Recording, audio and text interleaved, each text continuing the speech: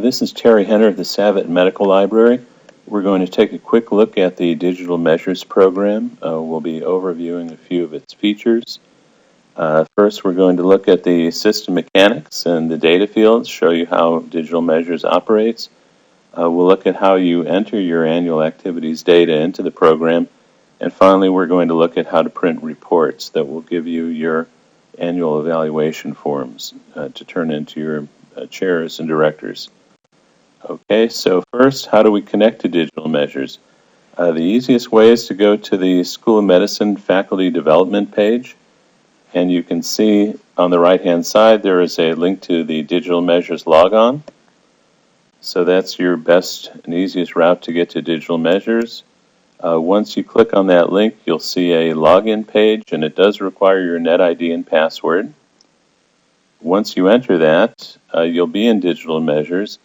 This is the basic screen, and you can see that it has a sidebar with some navigation options, and then here is all your data fields that you would enter. The most important thing to know about the Digital Measures system is that in the navigation bar you have two very important links. You have Manage Activities and Rapid Reports. So anytime you need to enter data, click on the Manage Activities link. It's best not to use your back button or home button or anything else. Just click on Manage Activities. That will take you to the main menu. And then when you're ready to print a form, an evaluation form, select Rapid Reports.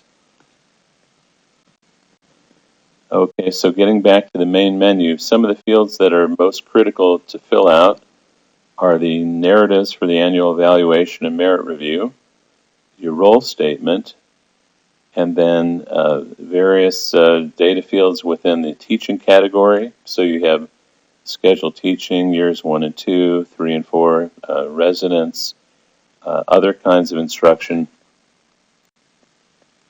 Then you have your research and creative activity, data, and service, and of course this all responds to your annual activities form.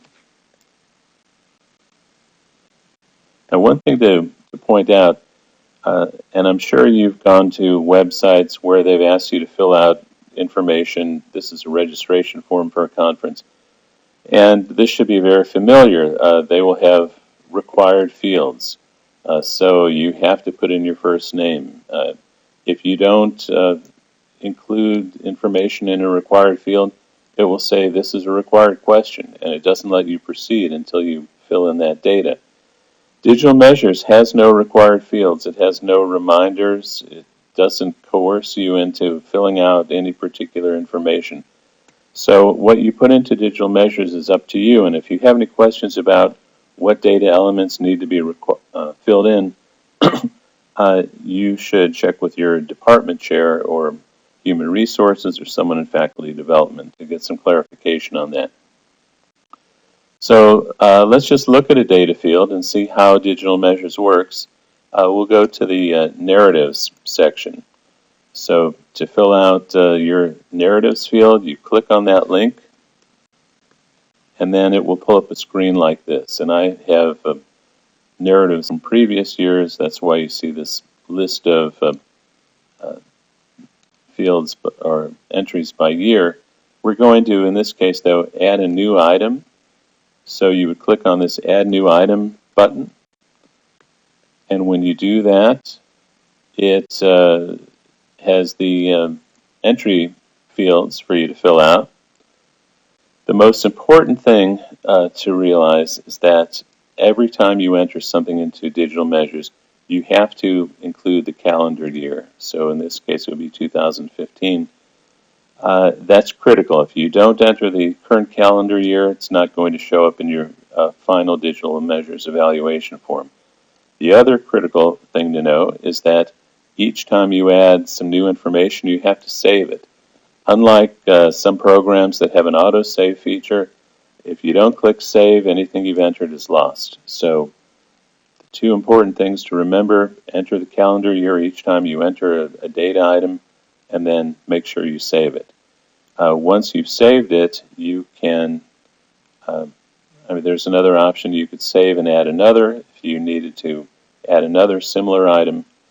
If not, if you're just finished with this particular aspect of digital measures, you can click Save, hit the Manage Activities link to take you back to the main menu. So, moving on to teaching, and this is an example of what you would find if you had selected Edit Years 3 and 4 medical students. So once again, we enter the year. That's critically important. You have a drop-down menu, so you can select like outpatient clinic attending or patient care precepting, whatever is appropriate for you, and then fill in the other information as necessary. And then, of course, save your information. Here is in the scholarly activities section, I've just selected publications, and one feature that's handy to use, if you have multiple types of activities that you do from year to year, instead of adding it as a new item, you could simply duplicate something from a previous year. So you could check the box, click Duplicate, and it's going to recreate the information that you had entered in that previous activity. So here we have a publication type. You have a drop-down menu where you could select various types of publications, publication in a scholarly journal or whatever. The status, you can select whether it's published or in press or resubmitted for publication. Then you have the title of the publication. You fill in your author information, the title of the journal it's published in, for example. And one thing to be aware of, Digital Measures offers many, many different fields that you could possibly fill in.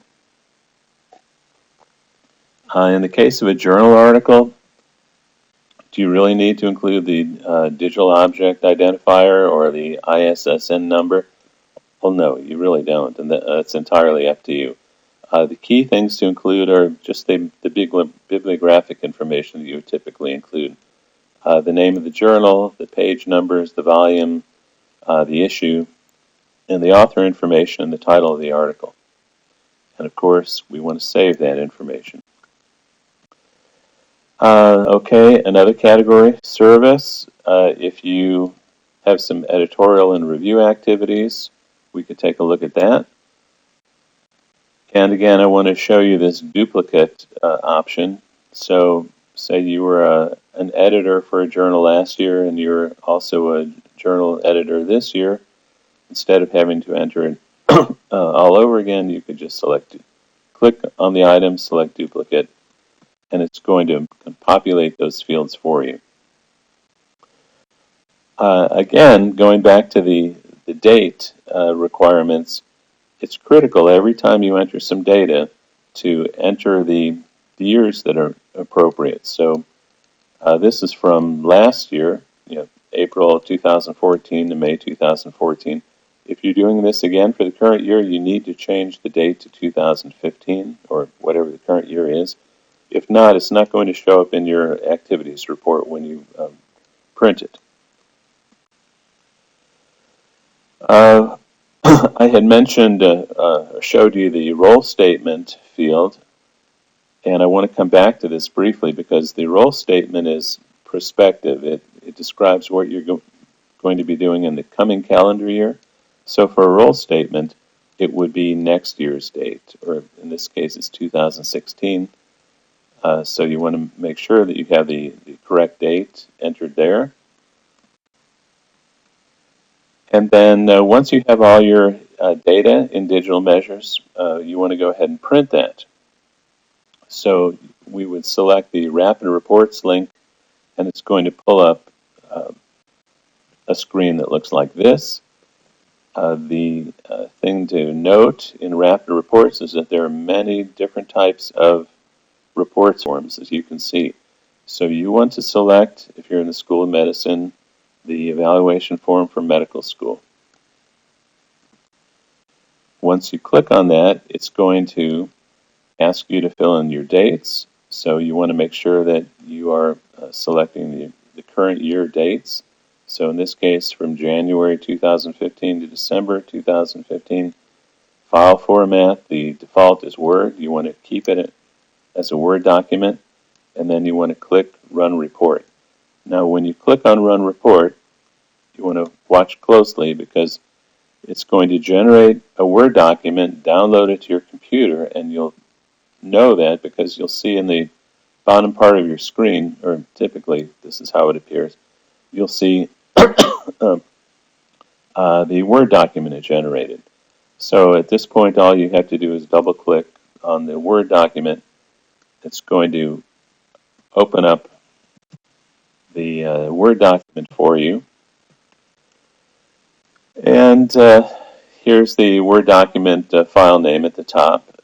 And I advise you just immediately to do a save as, so you can save it to something that makes sense to you, like annual evaluations form and your name.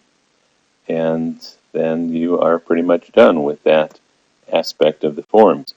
There is one more form to print out, and that is the role statement form. So again, you'd go to Rapid Reports, you'd select Role Statement, and then change the dates as appropriate. So you want to have next year's dates for Role Statement. Click on Run Report, and then you're done. So that's a quick look at digital measures. I've covered the basics of how the system works, how to navigate it, how to put data into it. If you have questions about what kind of information you need to put into digital measures, that's really something that you need to discuss with your chair. Find out what level of specificity they're looking for, and what fields that they're requiring. If you have any specific questions, though, about the operation of digital measures, feel free to contact me. Here's my email address, my phone number. So I hope this has been helpful, and again, don't hesitate to call if you have any questions.